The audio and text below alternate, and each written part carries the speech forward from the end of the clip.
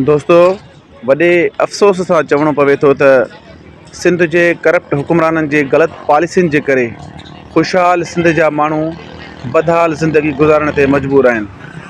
हीउ ॾिसो, लाड़काणे जी थधि में हिकिड़ो नंढड़ो ॿारड़ो तक़रीबन जंहिंजी 3 साल उमिरि आहे, जंहिंजे स्कूल में पढ़ण जी उमिरि आहे, पर उहो गुरबत सबबि होटल ते बिस्किट विकिणी पंहिंजे घर जी किफ़ालत करण ते मजबूर आहे। बाबा, तुंहिंजो नालो छा आहे? नालो छा आहे जी? नालो छा आहे तव्हांजो? किथे रहंदा आहियो तव्हां? किथे रहंदा आहियो जी?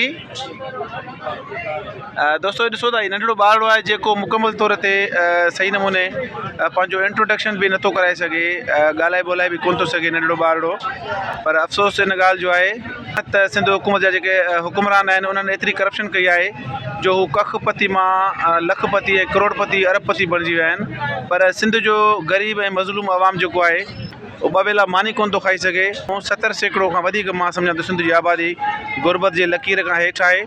ऐं हीउ नंढड़ो ॿारड़ो अफ़सोस थो थिए इन ॻाल्हि जो त हिन लाड़काणे जी सख़्तु थधि में सख़्तु सीअ में हिकिड़े होटल ते हिकिड़े डिश में बिस्किट खणी ऐं खपाए पंहिंजे घर जे लाइ रोज़ी करे रहियो आहे।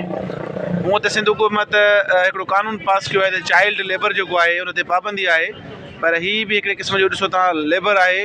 हीउ नंढड़ो करे त रोज़गार थो, खपाए त बिस्किट थो, पर हिकिड़ो नंढड़ो ॿारड़ो जंहिंजे हथ में किताब ऐं कलम हुजणु खपनि, उहो नंढड़ो ॿारड़ो किताब ऐं कलम बजाए पंहिंजे घर जी किफ़ालत करण लाइ हीअ डिश में बिस्किट खणी ऐं खपाए रहियो आहे ऐं पंहिंजे घर जे लाइ रोज़ी करे रहियो आहे।